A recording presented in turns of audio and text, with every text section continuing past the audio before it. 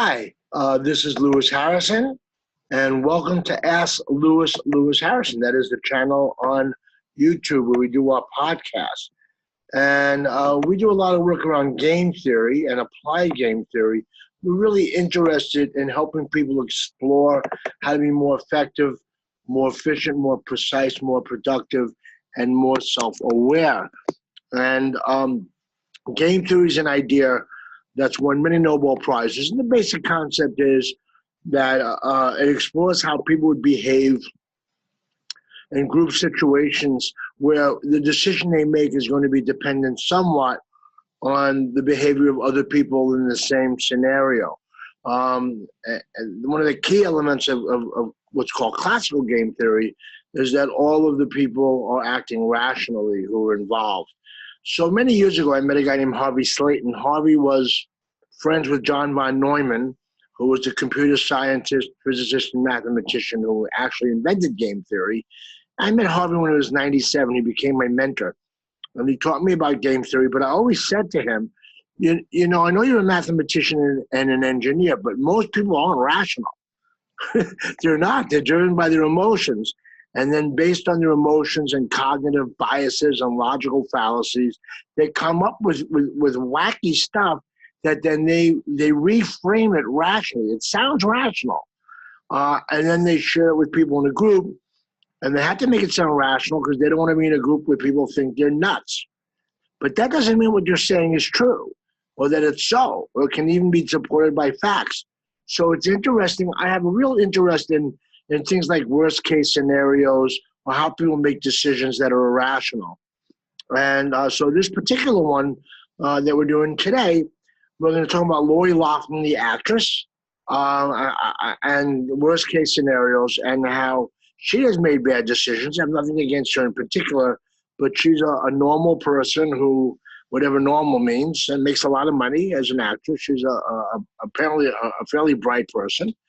And she made some very bad choices, and she's going to jail. And the headline in the trending today on Google was Lori Loughlin is terrified about going to prison amid a COVID-19 pandemic. So let me give you a little background about Lori Loughlin, and then we're going to talk about worst case scenarios and perfect storms and why people make irrational decisions within the concept of game theory and applied game theory. So Lori Loughlin is a successful American actress and producer, and she's best known for her role on the ABC sitcom Full House back in the 1980s and 90s. And then she did a sequel to that called Fuller House. But she's acted in and produced many television shows. So on March 12, 2019, Loughlin and her husband, Mossimo Giannulli, were arrested in connection with an alleged nationwide college entrance exam cheating scandal. And what they were charged with specifically was conspiracy to commit honest services mail fraud. Basically what they did is they lied to get their kids into college, basically. Interfering with other people's ability to get into college, honestly. And ultimately, there were other people busted for this as well. And many of these people just copped the plea. They said, I'm sorry, I'm guilty. And they got good legal advice, and they saw there was no way out. They got caught cheating. But Loughlin decided to plead not guilty, hire a high-priced lawyer, and fight it. And eventually she's going to jail. So essentially what happened on May 22nd, 2020, Loughlin pleaded guilty to conspiracy to commit wire mail fraud. And on August 21st, just a couple of days ago, she was sentenced to 2 months in prison and told she's going to have to pay a $150,000 fine. So we all make mistakes in life, and I take no pleasure in Miss Loughlin's situation. Still, my good intentions do not erase the reality that every choice that Miss Loughlin and her husband made seemed to ignore the very idea of game-based thinking and the concept of a worst-case scenario. You see, in your life, you're likely to be presented with a worst-case scenario. This is as good a reason as any to explore this idea right now as it relates to game theory and applied game theory. A worst-case scenario is a concept in risk management, wherein the planner, strategist, decision maker, or tactician, when planning for potential disasters, they consider the most severe possible outcomes that can reasonably be expected or projected to occur in a given situation. So anybody who's a deductive reasoner, critical thinker, common sense person, they know about worst case scenarios. It's a very common form of strategic planning. It's used specifically the scenario planning or to prepare for and minimize events and contingencies that can result in accidents and quality problems or other issues. So, in our work, Harrison's applied game theory, this way of thinking is essential to avoiding unnecessary struggle, since a worst-case scenario is a way to explore commonly used alternative scenarios that might arise in a situation. For instance, a risk manager may request a low-risk estimate representing the worst-case scenario to determine the best use of some measurable available resource like time or space or information or influence or even cash. And then once you know what your resources are, then you can figure out how much can you apply them as tools to reduce risk. So generally a worst case scenario is sort of agreed upon in our work through a collective or collaborative intelligence project. That's within Harrison's applied game theory or the S. Lewis project, where we do our coaching and consulting. Our goal is to find out if something as bad a situation as it seems. Now, of course, it is important to recognize that no worst case scenario is truly without potential unexpected surprises. In other words, a worst case scenario, because things are going to show up you just never saw coming, black swans. In other words, a worst case scenario is just a word prison and a biased construct. A worst case scenario is never the worst case for a number of reasons. First of all, there are situations that can arise that no game theorist, planner, strategist, or tactician could ever reasonably foresee. Second, a given worst-case scenario is likely to consider only contingencies expected to arise in connection with a particular disaster, challenge, or problem or constraint. So in this COVID virus pandemic, in the middle of summer, if you go out to the beach, you're not expecting a snowstorm. And I don't know if there's any history of a snowstorm ever happening, but there are worst-case scenarios that happen where unexpected events happen you just never saw coming. What would be an example of that? An example might be a worst-case scenario devised by a seismologist, the kind of person who measures earthquakes. And they may devise a worst-case scenario of what is the worst thing that can happen with an earthquake. And a meteorologist at the same time might imagine what a particularly bad hurricane might be like. But it's unlikely that either of them will devise a scenario where a particularly bad storm occurs at the same time as a particularly bad earthquake. Of course, things like this do happen. That's what the book and the movie The Perfect Storm is about. You have a particularly bad or critical state of affairs arising from a number of negative, unpredictable factors, and they all come together and they produce something real bad. A hurricane or a storm out in a Great Lake that sinks a ship and kills everybody on board. That's what the movie The Perfect Storm is about.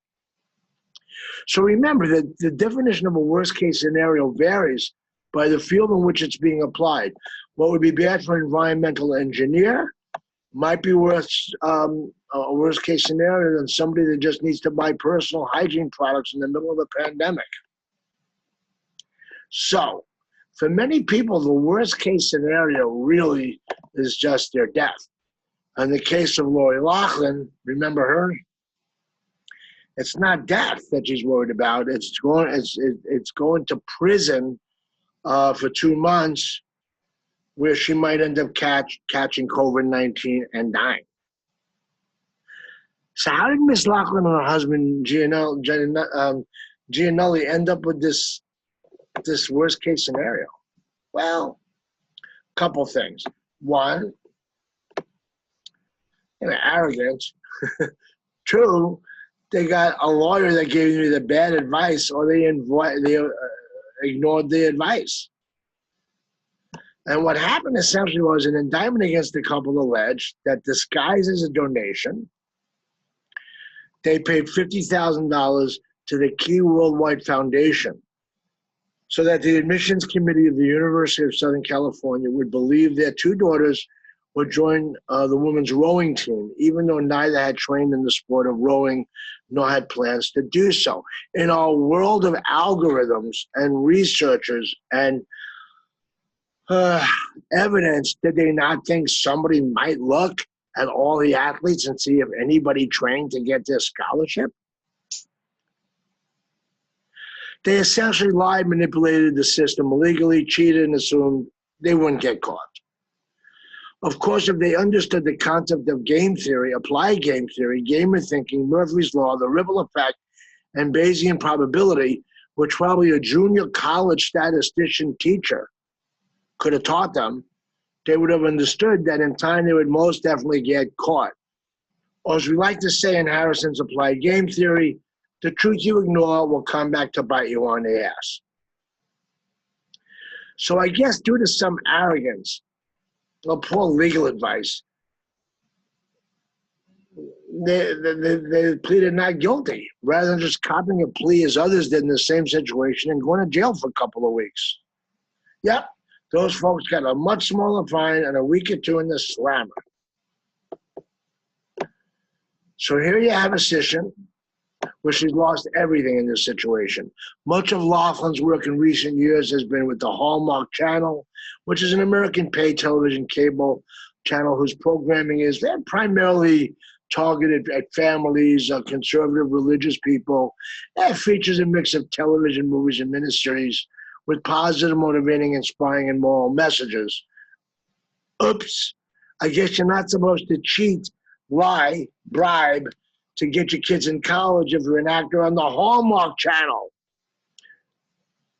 So, as a result of her bad behavior and legal trouble, the Hallmark Channel cut ties with Loughlin on March 14, 2019, and decided to edit out her scenes from season 6 of the show, When Calls the Heart. Then she was dropped by Fuller House. Then the technology firm Hewlett-Packard announced it would remove Loughlin and her daughter Olivia from its advertising. And though Loughlin's daughters were still able to enroll in USC, Olivia J. Giannulli, a social media influencer on YouTube and Instagram, that's their daughter, lost a partnership with the cosmetic firm Sephora, as well as sponsorships for her beauty channel and Instagram channel.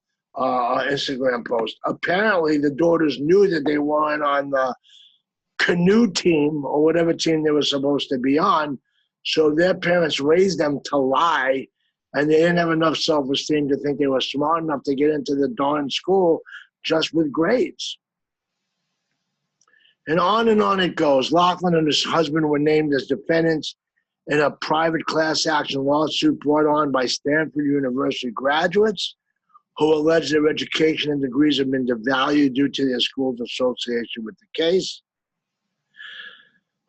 Going back to where we were here before we even got into this stuff, speaking about smart strategies in a worst-case scenario, Loughlin and Giannulli were given a soft way out. They rejected a plea deal, including additional charges for money laundering, and the writing was on the wall, but they were arrogant. So now there's going to be a TV movie about them with other people playing them. It's kind of sad. So what's the lesson here? Well, the conclusion is this sad and educational tale for all strategists, gamers, psychologists, and students of applied game theory is when you strategize, even if you're going to break the rules, and don't break the rules unless you have to, but I guess sometimes you have to. I mean, there's issues about ethics and morality and legality and the rules. Each one has to make their own decision. But do it smart and keep in mind worst case scenarios. And remember that you could end up going to jail or losing your entire career. On May 22nd, the scenario began. I don't wish to appear glib here, and I don't wish Ms. Loughlin or her family any harm. I hope this experience is useful to her life journey. Still, if she had hired a game theorist results-oriented life coach, she likely would have made different choices than the one she made. Maybe the story gives us all something to think about. I'm Lewis Harrison. I'm an independent scholar and a results-oriented life coach. I hope you will subscribe at this channel on YouTube, that you will like Ask Lewis on Facebook, and go to AskLewis.com and sign up for our mailing list at the Lou Crew. Stay safe, make wise decisions, and remember, life is a game. Thanks a lot for your time, and stay safe.